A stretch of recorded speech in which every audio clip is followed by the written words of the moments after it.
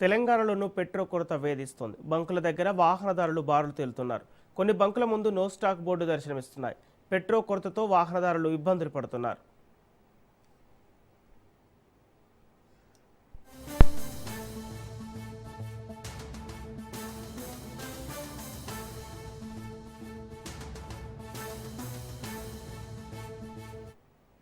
హైదరాబాద్ నగరంలోని కూకట్పల్లి సహా కొన్ని ప్రాంతాల్లో ఇంధన సరఫరాపై తాత్కాలిక ఇబ్బందులు కనిపిస్తున్నాయి.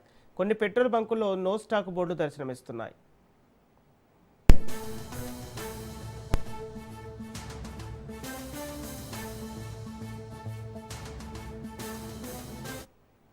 మరికొన్ని బంకుల్లో కేవలం పెట్రోల్ మాత్రమే అందుబాటులో ఉండగా డీజిల్ కోసం వాహనదారులు బారు క్యూలైన్లో నిలబడాల్సిన పరిస్థితి ఏర్పడింది. దీంతో నగరంలో కొంత ఆందోళన వాతావరణం నెలకొంది.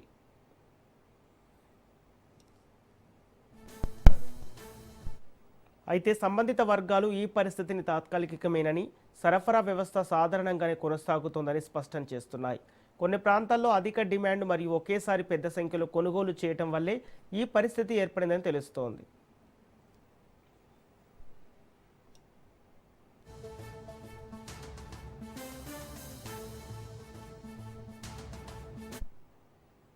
ఇదే అంశానికి సంబంధించి పూర్తి డీటెయిల్స్ మా ప్రతినిధి ఉపేందర్ అందిస్తారు.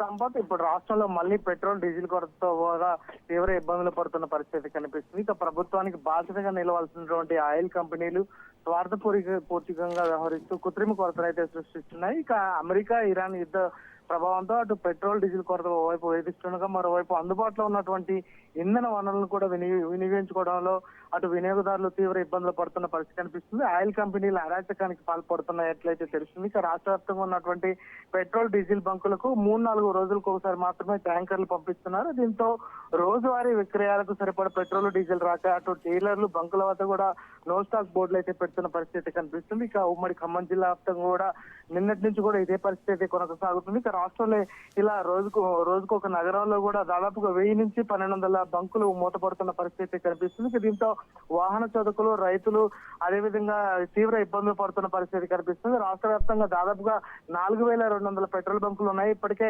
ఇండియన్ కార్పొరేషన్ కావచ్చు, అటు హిందుస్థాన్ పెట్రోలియం కావచ్చు, ఇటు భారత్ పెట్రోలియం, ఈ 3 కంపెనీలు కూడా పెట్రోల్ డీజిల్ సరఫరాను చేస్తుంటాయి. అయితే రోజుకు సగటున దాదాపుగా 5883 కిలోలీటర్ల పెట్రోల్ కూడా అటు అదే విధంగా ఇటు 7348 కిలోలీటర్ల డీజిల్ కూడా సరఫరా చేస్తాయి. అయితే ఇరాన్ అమెరికా మధ్య యుద్ధం మొదలైనప్పటి నుంచి కూడా పెట్రోల్ డీజిల్ కొరత రావడంతో అటు సరఫరాలు కూడా భారీగా తేడాలు అయితే వస్తున్న పరిస్థితి కనిపిస్తుంది. ఇక నెల రోజులుగా కూడా సరఫరా 2-3 రెట్లు పెంచి రాష్ట్ర పౌర సరఫరాల శాఖ కూడా లెక్కలు చెప్తున్న పరిస్థితి, కానీ వాస్తవానికి మాత్రం అందుకు భిన్నంగా కూడా కనిపిస్తున్న పరిస్థితి కనిపిస్తుంది. ఇక ఆయిల్ కంపెనీల నుంచి సకాలంలో పెట్రోల్ డీజిల్ సరఫరా కాకపోవడంతో అటు బంకుల వద్ద కూడా నిల్వలు అయితే నిండుకున్న పరిస్థితి కనిపిస్తుంది. ఇక సాధారణ పరిస్థితుల్లో ఇండియన్ పంపిన వెంటనే ట్యాంకర్లు వచ్చి బంకుల వద్ద వాలిపోయేవి, కానీ ఇప్పుడు ఆ పరిస్థితి కూడా లేదని చెప్పుకోవచ్చు సంపత్. ఎందుకంటే ఇండియన్ పెట్టిన 3-4 రోజుల తర్వాత కూడా ట్యాంకర్లు రాకపోవడంతో అటు ఏదైతే బంకులో నో స్టాక్ బోర్డులు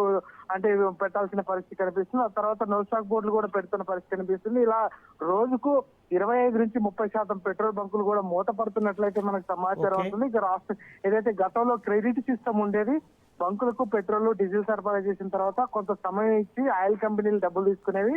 ఆ పద్ధతి కూడా ఇప్పుడు ఇటీవల స్వస్తి చెప్పాయి.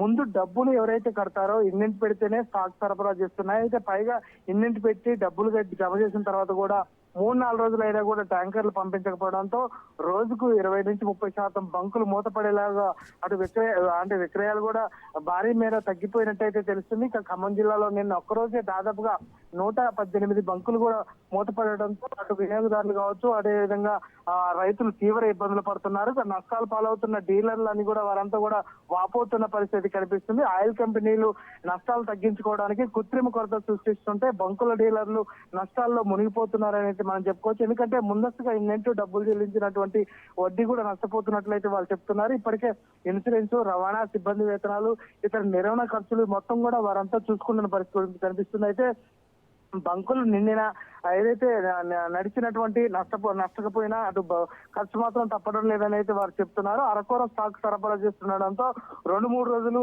అమ్ముకోవాల్సిన పరిస్థితి అయితే కనిపిస్తుంది. మిగతా 3 రోజులు కూడా బంకులు మూసుకోవాల్సిన పరిస్థితి కనిపిస్తుంది. ఇక రాష్ట్రంలో దాదాపుగా వరంగల్, ఖమ్మం, ఇటు నల్గొండ జిల్లాలో ఇదే పరిస్థితి కనిపిస్తుందని చెప్పేసి అయితే అధికారులు చెప్తున్నారు. ఇప్పటికే డీలర్ల సంఘాలు కూడా ప్రత్యేకంగా బంకులు అండర్ గ్రౌండ్ ట్యాంకులు ఉన్నాయి. ఆటోమేటిక్ మెషిన్లు కూడా ఏర్పాటు చేయడంతో దాదాపుగా 2000 లీటర్లు నిల్వలు ఉండగానే పెట్రోల్, డీజిల్ రావడం లేదని చెప్తున్నారు. ఈ డెడ్ స్టోరేజ్ కెపాసిటీని తీసేస్తే మరో 2000 లీటర్లు కూడా అదే ఒక్క రోజుకైనా విక్రయించుకోవడానికి అందుబాటులో ఉంటుందని చెప్పేసి అయితే అటు డీలర్లు కూడా చెప్తున్న పరిస్థితి కనిపిస్తుంది. ఈ కొరత సమస్య కూడా తగ్గించవచ్చు అని చెప్తున్నారు. ఇక కృత్రిమ కొరత వాహన చోదకులకు తీవ్రంగా ఇబ్బందులు పడుతున్నారు. గ్రామీణ ప్రాంతాల్లో బంకులపై అయితే అటు ఆయిల్ కంపెనీలు మరింత చిత్తకన్ను వేసాయని అయితే మనం చెప్పుకోవచ్చు. ఎందుకంటే వారానికి 1-2 ట్యాంకులు కూడా సరఫరా చేయడం లేదు. దీంతో ఆయా బంకుల్లో రోజుల తరబడి నో స్టాక్ బోర్డులు కూడా దర్శనమిస్తుండటంతో అటు రైతులు తీవ్రంగా ఇబ్బంది పడుతున్నారు. ఇప్పటికే రాష్ట్ర వ్యాప్తంగా వరి కోతల సీజన్ స్టార్ట్ అయింది. యాసంగి పంట చేతికి వస్తుంది. ప్రస్తుతం 99% వరి కోతలు హార్వెస్టర్ తోనే చేస్తున్నారు. కానీ హార్వెస్టర్లకు సరిపడే డీజిల్ సరఫరా దొరకడం లేదు.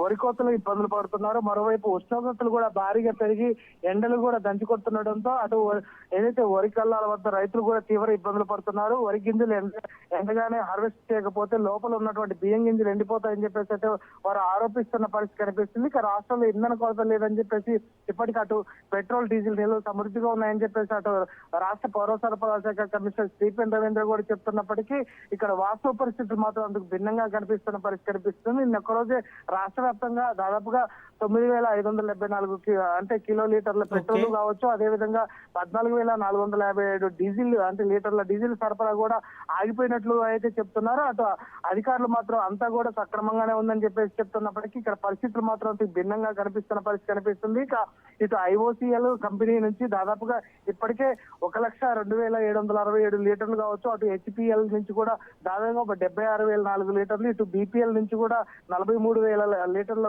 గ్యాస్ అంటే తీసుకొచ్చామని చెప్తున్నారు. ప్రస్తుతం మాత్రం ఈ డీజిల్ అదే విధంగా పెట్రోల్ కొరత మాత్రం జిల్లా వ్యాప్తంగా మాత్రం ప్రజలు మాత్రం తీవ్ర ఇబ్బందులు పడుతున్నారు. Sampath. Okay, thank you Upender.